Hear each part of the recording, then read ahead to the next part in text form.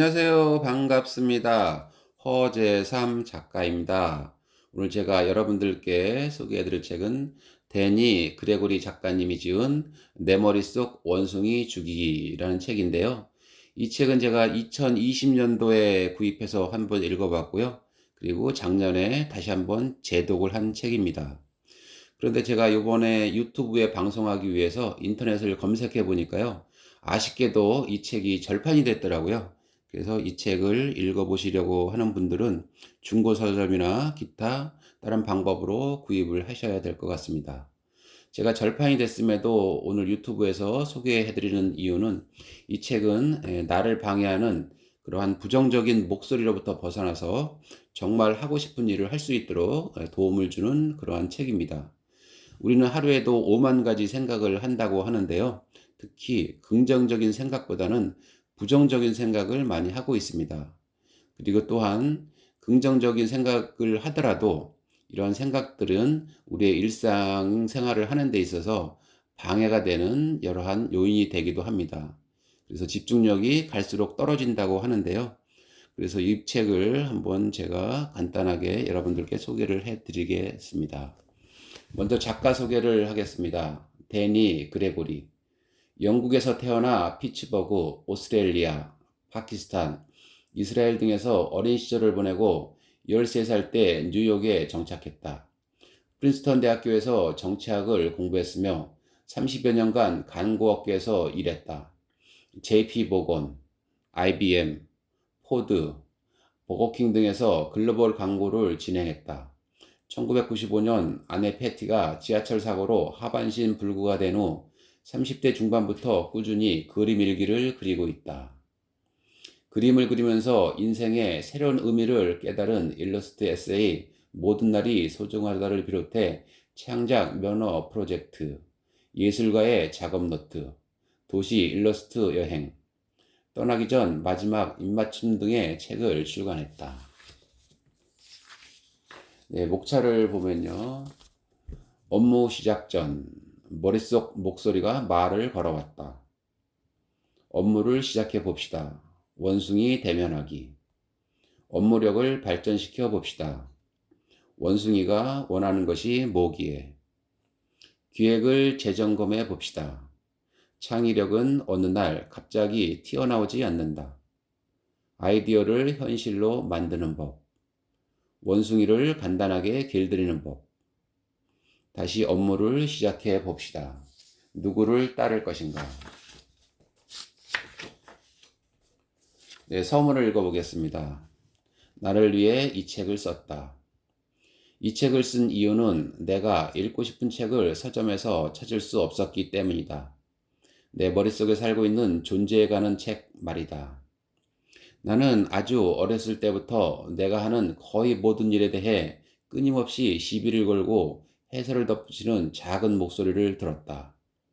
그 목소리는 결정을 지적하고 다른 사람들이 나를 어떻게 생각하는지 얘기하며 이런저런 일들을 시도했을 때 일어날 수도 있는 끔찍한 일들을 언급한다. 그 목소리는 잠자코 있는 경우가 거의 없다. 이 목소리는 분명히 내 머릿속에 살고 있지만 나는 그것이 진짜 내가 아님을 알고 있었다. 그 목소리는 나처럼 말하지도 않고 나를 도와주지도 않았으며 늘 나의 한계를 정해버렸고 심지어 나를 위협하기까지 했다. 만약 그 목소리가 진짜 나라고 하더라도 그게 내가 원했던 나의 모습은 아니었다. 결국 나는 이 목소리에서 도망치는 방법을 모색하기 시작했다. 적어도 그 목소리를 조금이나마 덜 들을 수 있는 방법이라도 찾아야 했다. 나는 천천히 주변을 둘러보기 시작했고 주위에 많은 사람들이 나와 똑같은 문제를 안고 있음을 깨달았다. 이 목소리는 모든 사람의 머릿속에 들어있다. 하지만 그런 머리로 아이폰을 발명하고 이탈리아어를 배우는 등의 경이로운 일을 해낼 수 있다면 그것은 이 목소리와 싸워 이길 가능성이 있다는 뜻이다. 나는 고민도 많이 하고 책도 많이 읽고 전문가들과 많은 논의도 한 끝에 이 목소리가 무엇인지 또 이 목소리가 무엇을 원하는지 이해하게 되었다. 그리고 그 영향력을 피해 나가는 방법도 배웠다. 물론 완전히는 아니고 거의. 중요한 고백을 하나 할까 한다. 당신이 이 책의 영수증을 찾아 서점에 가서 환불받을 시간은 아직 충분하지만 그럼에도 이 책을 시작하면서 미리 고백하고 싶다. 여전히 나는 나를 불안하게 하는 이 목소리에 시시때때로 휘둘리고 있다. 이 글을 쓰던 중에도 그 목소리는 내 일에 참견하고 나를 심란하게 만들었으며 아예 작정하고 방해하는 것도 여러 번이었다. 그러나 이런 방해가 있다 할지라도 나는 분명히 이 강력한 힘을 무심히 흘려보내고 보란듯이 잘 살 수 있는 방법을 깨닫게 될 것이다. 그리고 내가 배운 모든 것을 당신과 공유할 것이다. 우리는 이 성가신 목소리의 목적이 무엇이며 그것이 어떻게 당신에게 영향을 미치는지 파헤칠 것이다. 나는 내 안에 비판자와 치렀던 내 자신의 투쟁에 대해서 틈틈이 이야기할 것이다. 또한 자신의 내면의 목소리와 싸워 이긴 수많은 사람들의 사례도 몇 가지 공개하려 한다. 그렇게 우리는 해결책, 즉 머릿속 목소리를 잠재우는 것 이상을 해낼 수 있는 전략에 도달하게 될 것이고 그것은 당신이 위대한 작품을 만들고 야망을 성취하도록 도와줄 것이며 궁극적으로 이 세상을 더욱 살기 좋은 곳으로 만드는 데 일조할 것이다. 당신 머릿속의 목소리는 악마는 아니지만 악마 같은 짓을 한다. 그 목소리는 강력하지만 충분히 물리칠 수 있다. 우리는 지능이 높은 인간이라는 종이다. 역사상 그 어느 때보다도 우리가 직면한 이 많은 난제들에 대한 대처가 절실한 상황에서 우리는 그 목소리가 우리를 방해하지 못하도록 막아야 한다. 나는 이 책이 끝날 무렵 우리의 아이디어들과 전략들이 꽤 유용하다는 것을 깨닫게 되기를 바란다. 만일 그렇지 않다면 당신이 직접 책을 쓰고 어디에서 그 책을 살 수 있는지 내게 알려주길 바란다. 잠깐. 지금 당신은 일에 대해 온통 신경이 쏠려 있다. 당신은 창문 밖을 내다보며 자신의 미래에 대해 공상하고 있을지도 모른다. 혹은 서점 안을 여기저기 돌아다니며 자신의 삶에 다시 집중하는데 필요한 영감을 찾고 있을지도 모른다. 아니면 회사에서 새로운 프로젝트에 대해 브리핑을 받고 난 후 텅 빈 컴퓨터 화면을 바라보고 있을지도 모른다. 또는 새벽 3시에 말똥말똥한 눈으로 천장을 바라보고 있을 수도 있다. 당신의 신경은 온통 안구 뒤 한 곳을 향해 안으로만 쏠린다. 그 뒤편에서 어떤 작은 목소리가 당신에게 중얼거리기 시작한다. 당신을 방해하는 목소리가 존재하는 이유는 당신에게 경고하기 위해서다. 당신이 하는 것, 앞으로 하려고 생각하는 것, 혹은 하려는 생각을 떠올리는 것들이 곧 당신의 인생을 파괴할 끔찍한 발상일 수도 있다고 말이다. 그것은 당신에게 닥칠 너무도 끔찍한 결과를 이야기한다. 당신이 지금 심사숙고하고 있는 그 일을 실제로 시도한다면 당신의 인생이 어떻게 흘러갈지, 심지어 어떻게 끝장날지 말한다. 그 목소리는 당신에게 불안감과 두려움을 주고 당신을 방해하기 위해 존재한다. 그 목소리는 미리 예측하게 한다. 당신은 최종 결정 직전에 태도를 바꿔 뒤로 물러선 채 자신의 판단을 의심하고 다른 사람들의 의견을 구하면서 자신이 지금까지 이룬 모든 것을 쓰레기통에 버리고는 이제껏 당신이 받았던 찬사나 격려를 모조리 무시해버리며 스스로를 철저히 의심한다. 이 목소리는 말로만 당신을 괴롭히지 않는다. 몸과 신경과 땀샘을 엉망으로 만든다. 당신을 육체적으로 불안하게 만든다는 뜻이다. 이 생각은 피 속에 아드레날린을 뿜어대고 속을 울렁거리게 하며 마음을 조마조마하게 만들고 이마와 겨드랑이에 식은땀이 줄줄 흘러나게 한다. 그 목소리는 당신을 잘 알고 있다. 당신이 끔찍한 결정을 내리지 못하도록 곁에서 걱정해주는 다정한 친구인 양 말한다. 그것은 오래전부터 들어온 친숙한 목소리며 당신의 기억이 닿는 첫 순간부터 줄곧 귀에 속삭여 오던 목소리다. 그것은 내면의 비평가, 반대파, 검사의 목소리이며 쓸데없는 걱정을 늘어놓는 목소리인 동시에 단죄의 목소리이기도 하다. 만일 당신에게 이 목소리가 들린다고 해도 당신이 미친 것은 아니다. 물론 루저도 아니다. 당신만 그런 것이 아니다. 이 상황은 지극히 인간적인 것이다.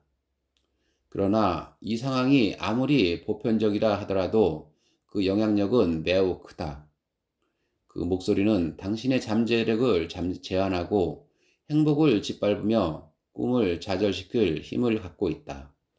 지금부터 그것을 막으려 한다. 집중력 도둑 원숭이. 무엇보다 그 목소리는 창의력이 풍부한 사람들을 쉽게 망가뜨린다. 요즘 우리 대부분은 어떤 방식으로든 창의력과 관련 있는 일을 한다.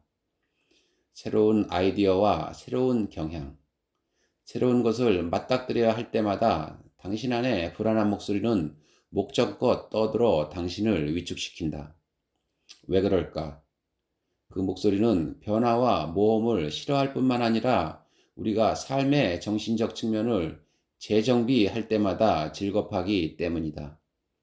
미지의 것과 변화를 두려워하는 이유는 그것들이 통제 불가능하기 때문이다. 반드시 기억해야 할 중요한 사실이 하나 있다. 불안함을 더욱 강조하는 목소리가 시작된다면 그것은 당신이 무엇인가를 변화시키려 하고 있다는 점이다. 쉼없이 움직이는 이 행성에서 우리 스스로에게 주어진 역할을 다하고자 할 때 그 목소리는 더욱 커진다. 하지만 당신도 알고 있다. 당신 역시 쉴 새 없이 변해야 한다. 따라서 행복하려면, 더 나아가 쓸모있는 사람이 되려면 당신은 그 목소리를 잠재우는 방법을 배워야 할 것이다. 완벽함은 마감의 적이다. 언뜻 보면 완벽주의는 원숭이의 계략으로 보이지 않는다. 게다가 이를 잘하고 싶어하는 마음, 기준을 높게 세우는 것, 최선을 다하는 것을 비합리적이라 할 수 없다. 문제는 원숭이가 당신에게 모든 일을 완벽하게 해내도록 강요한다는 점이다. 일어나 취미뿐만 아니라 세탁, 주차, 팔굽혀펴기 같은 일상적인 것들에서조차 그렇다. 녀석은 당신이 택배 상자에 주소를 쓸 때도 완벽해야 한다고 강요하고 볶음밥을 만들 때조차 2시간이 걸리더라도 완벽한 조리법을 찾아야 하며 책상 위에 볼펜도 똑바로 줄을 맞추어 놓아야 하고 직장에서는 누구보다도 열심히 일하고 제일 늦게 퇴근해야 한다고 주장한다. 하지만 아무리 높은 기준을 세워도 당신 머릿속 원숭이는 항상 완벽과는 멀었다고 할 것이다. 당신이 아이디어가 표면으로 터져 나오기 시작하면 원숭이는 즉각 비판하면서 당신이 얼마나 큰 실수를 하고 있는지, 또 완벽함으로부터 얼마나 뒤처져 있는지 지적한다. 물감이 채 마르기도 전에 원숭이가 캔버스에 지문을 찍어 놓아 그림을 망치는 꼴이다. 아이디어들은 처음 알을 깨고 나올 때는 대부분 어느 정도 개선할 부분이 있지만 원숭이는 당신으로 하여금 아이디어가 첫 숨을 내뱉기도 전에 그것들을 쓰레기통으로 던져버리는 게 만든다. 원숭이는 먼저 당신의 아이디어를, 그 다음에는 당신의 방법론과 실행력과 당신의 아이디어를 평가하는 사람들의 말을, 그리고 장기적인 잠재력 등을 평가한다. 그것은 당신의 아이디어가 놓친 요점을 지적하고 그 과정과 전혀 관련 없는 누군가가 그것을 싫어할 것 같다거나 독창적이지 못하다거나 혹은 예산을 추구한다고 얘기한다. 하지만 이것들은 섣부른 판단일 수밖에 없다. 그 아이디어들은 작업 과정이나 추가 연구를 통해 해결될 수 있다. 하지만 원숭이는 당신에게 그런 기회조차 주지 않을 것이다. 원숭이의 말을 듣고 있다 보면 당신은 이내에 지쳐버리기 일수다. 또 모든 비판 때문에 괴로워진 당신은 모든 아이디어가 결함이 있을 것이라는 생각에 말도 꺼내기 전부터 기가 죽는다. 사실 완벽을 고집하는 것은 또 다른 형태의 자만이다. 그것은 보통 사람들에게는 지나치게 높은 기준이지만 자신은 그 기준을 충족시킬 능력이 있다는 가정. 그리고 다른 사람들은 기준에 못 미치는 것을 받아들이지만 당신은 그것을 정확하게 해내려 한다는 가정에 입각한 것이다. 그러다 당신 역시 평범한 인간일 뿐이라는 사실이 드러나는 순간 당신은 자책하고 원숭이도 그 비난에 가세한다. 두려움을 두려워하지 마라. 용기는 두려움을 무시하는 것이 아니다. 그것은 두려움이 있다 하더라도 앞으로 나아가는 것이다. 두려움은 우리가 스스로 만드는 어떤 것이다. 그것은 원숭이의 일용할 양식이다. 우리는 그것을 물리칠 수 있다. 다만 그 시작은 물리치겠다는 결심이어야 한다. 새로운 프로젝트를 두려워하는 것은 괜찮다. 하지만 원숭이는 당신이 두려움을 두려워하기를 바란다. 그럴 필요는 없다. 두려움은 단지 당신이 모험을 하고 있으며 뭔가 새로운 일을 하고 있다는 초기 경고일 뿐이다. 두려움을 느끼는 것은 아무런 문제가 아님에도 불구하고 원숭이는 당신에게 두려움을 느끼는 대상으로부터 물러서라고 말한다. 그래도 당신은 두려움을 향해 돌진하고 도전해야 한다. 우선 심호흡을 해라. 그리고 두려움을 만들고 있는 것은 바로 당신 자신이라는 사실을 떠올리면서 두려움을 대면하라. 몸 안에 스며 있는 두려움을 느끼고 그것에 집중해라. 이제 당신이 정말 두려워하고 있는 것은 무엇인지 곰곰이 생각해 보라. 그 두려움 뒤에는 무엇이 도사리고 있는가? 당신은 그것을 가라앉힐 수 있는가? 그리고 두려움에 맞서 그것을 완전히 뿌리 뽑을 수 있는가? 원숭이에게 운명을 맡기지 마라. 원숭이는 당신의 시간만 허비하는 것이 아니다. 녀석은 당신의 인생을 완전히 어긋나게 할 수 있다. 그것은 당신의 인생길을 가로막고 당신이 자신의 운명에서 벗어나게 하거나 기껏해야 운명을 엉성하게 흉내내며 살아가도록 한다. 포기를 모르는 원숭이와 계속 싸워라. 만일 당신이 무언가를 새로 만들어내는 직종에 종사하고 있다면 예전에 이미 당신은 머릿속의 원숭이와 싸워 이겨본 적이 있을 것이다. 당신은 그 분야에 발을 디디기 위해서라도 원숭이를 극복해야 했을 것이다.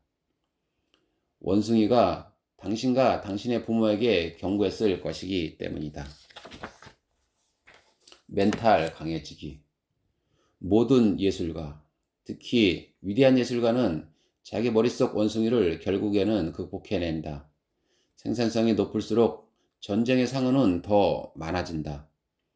파블로 피카소 같은 위대한 예술가들이 창의적이었던 것은 머릿속에 원숭이가 없었기 때문이 아니었다. 그들을 위대하게 만들어준 것은 매일 마음속에서 일어났던 전투였다. 위대한 인물들은 자기 머릿속 원숭이를 받아들이고 끝까지 싸우는 방법을 배운다. 그들은 원숭이에게서 자유로운 것이 아니라 원숭이 덕분에 자유롭다. 각자의 머릿속에 살고 있는 귀찮은 원숭이는 우리를 몰아붙여 싸우게 함으로써 우리를 더 강하게 만들어준다. 여러분, 이 책을 한번 읽어보시고요. 여러분 일상에서 떨어지고 있는 집중력을 끌어올리고 그리고 많은 도움을 받을 수 있기를 바라겠습니다. 저는 다음에 새로운 책을 가지고 여러분들 다시 찾아뵙도록 하겠습니다. 네, 감사합니다.